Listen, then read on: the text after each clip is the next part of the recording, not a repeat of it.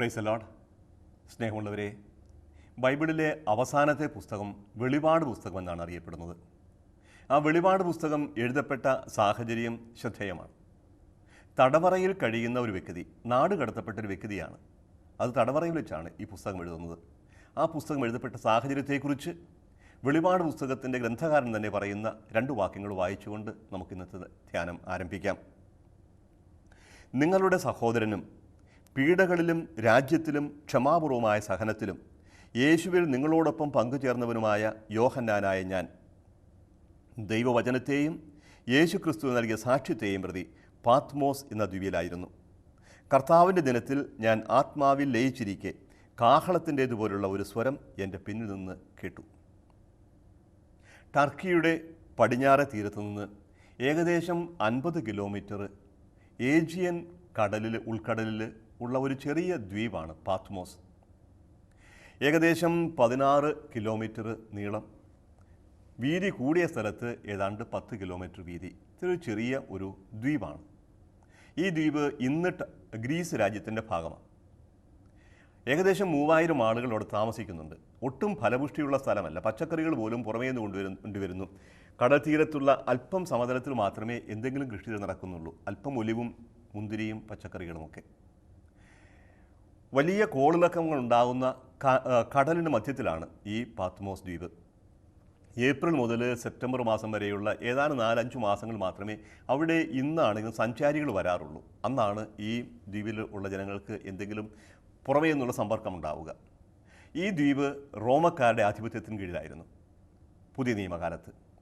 റോമക്കാർ തടവുകാരെ നാട് കടത്തുന്ന സ്ഥലമായിരുന്നു ഇവിടെ കരിങ്കൽ ക്വാറികളിൽ പാറ പൊട്ടിക്കുകയായിരുന്നു പ്രധാനമായിട്ടും ഇവരുടെ തൊഴിലായിട്ട് കൊണ്ടിരുന്നത്. കഠിനമായ അടിമവേല.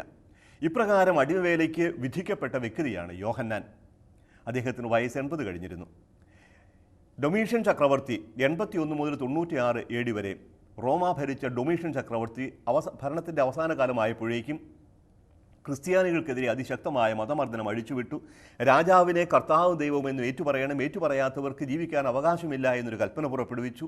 ആ കൽപ്പന കൽപ്പന അനുസരിക്കാതിരുന്ന ക്രിസ്ത്യാനികൾ ഒരുപാട് പേർക്ക് ജീവൻ നഷ്ടപ്പെട്ടു. അനേകം പേർക്ക് സ്വാതന്ത്ര്യം നഷ്ടപ്പെട്ടു. വീടും വസ്തുവകകളും ജപ്തി ചെയ്യപ്പെട്ടു. ഒരുപാട് പേര് നാട് കടത്തപ്പെട്ടു. ഇങ്ങനെ നാട് കടത്തപ്പെട്ട അപ്പസ്തോലനാണ് യോഹന്നാൻ. ബാക്കിയുള്ളവരെല്ലാം മരിച്ചു കഴിഞ്ഞിരുന്നു. മരിക്കാതെ അവശേഷിച്ച ഏതാണ്ട് 95 അടുത്ത കാലഘട്ടത്തിലാണ് വൃദ്ധനായ യോഹന്നാൻ പാത്മോസ് ദ്വീപിലേക്ക് നാട് കടത്തപ്പെടുന്നത്. നാട് കടത്തപ്പെട്ട വ്യക്തി ഒരു ഗുഹയിൽ അവിടെ അടിമയായി കഴിയുമ്പോൾ അദ്ദേഹത്തിനുണ്ടാകുന്നൊരു ദർശനങ്ങളാണ്.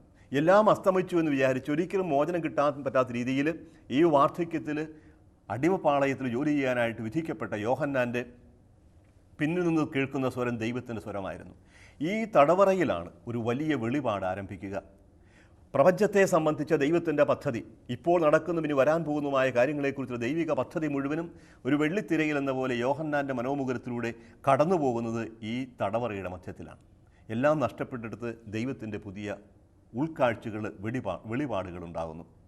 വിശ്വാസത്തിൻ്റെ പേരിൽ പീഡനമേൽക്കുന്നവർ മനം തകർന്നു പോകാതെ അവർക്ക് പ്രത്യാശ നൽകാൻ, ഈ പ്രപഞ്ചത്തെ സംബന്ധിച്ച ദൈവത്തിൻ്റെ പദ്ധതി എന്താണെന്ന് മനസ്സിലാക്കി കൊടുക്കാൻ ആവശ്യമായ വെളിപ്പെടുത്തലുകൾ യോഹന്നാന് ലഭിച്ചത് ഈ തടവറയിലാണ്.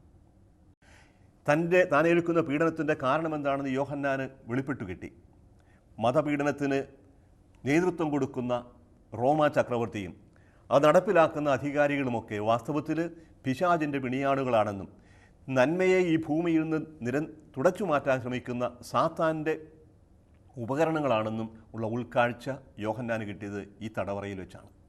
നന്മയും തിന്മയും തമ്മിലുള്ള വലിയ സംഘട്ടനം നടക്കുന്ന വേദിയാണ് ഈ ലോകമെന്നും ചരിത്രം തന്നെ തിന്മയ്ക്കെതിരെ നന്മ നിരന്തരമായി നടത്തിക്കൊണ്ടിരുന്ന പോരാട്ടം അത് വിജയത്തിൻ്റെ ഒരു ഗാഥയാണെന്നും പഠിപ്പിച്ചത് വെളിപാട് പുസ്തകമാണ്.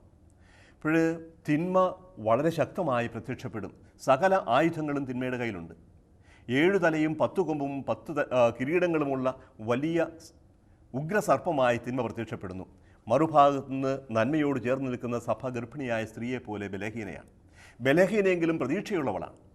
ഈ പീഡനങ്ങൾക്കപ്പുറത്തൊരു പുതിയ യുഗം പിറക്കുമെന്ന്, ഒരു രക്ഷകൻ പിറക്കുമെന്നും ആ രക്ഷകൻ ഈ ഭൂമിയെ നവീകരിക്കുമെന്നുള്ള പ്രത്യാശ സൂക്ഷിക്കുന്ന സമൂഹമാണ് ക്രിസ്തു സഭ, ഗർഭിണിയായ സ്ത്രീ. ഈ വെളിപാട് യോഹന്നാൻ ലഭിച്ചത് തടവറയിലാണ്. ആ വെളിപാടിൻ്റെ അവസാനം എല്ലാ ദുഃഖങ്ങളും അവസാനിക്കുന്ന ഒരു വലിയ ദർശനവും അദ്ദേഹം അവതരിപ്പിക്കുന്നുണ്ട്. 21-ാമത്തെ അധ്യായത്തിൽ ഒരു പുതിയ ആകാശവും പുതിയ ഭൂമിയും ഞാൻ കണ്ടു എന്ന് പറഞ്ഞു തുടങ്ങുന്ന ആ ഒരു വലിയ ദർശനം എല്ലാ കണ്ണുകളിൽ നിന്നും ദൈവം കണ്ണീർ തുടച്ചു മാറ്റുന്ന, ഇനി മരണമോ വേർപാടോ ദുഃഖമോ മുറവിളിയോ ഇല്ലാത്ത, എല്ലാ തിന്മകളും എല്ലാ ദുഃഖങ്ങളും കടന്നുപോയി പുതിയ പ്രകാശമാനമായ സന്തോഷത്തിൻ്റെ ഒരു ഭാവി, അത് സ്വപ്നം കാണുന്ന, അത് യാഥാർത്ഥ്യമാകുമെന്ന് വിശ്വസിക്കുന്ന വ്യക്തി തടവറയിലാണ്. അപ്പോൾ തടവറയിൽ കഴിയുന്നവർക്ക് സ്വപ്നങ്ങളുണ്ടാവും. ആ സ്വപ്നങ്ങൾ ഭാവിയെ സംബന്ധിക്കുന്ന വലിയ ദർശനങ്ങളാവും. ആ ദർശനം ദൈവത്തിൻ്റെ പ്രവർത്തനമായതുകൊണ്ട് യാഥാർത്ഥ്യമാവുകയും ചെയ്യും.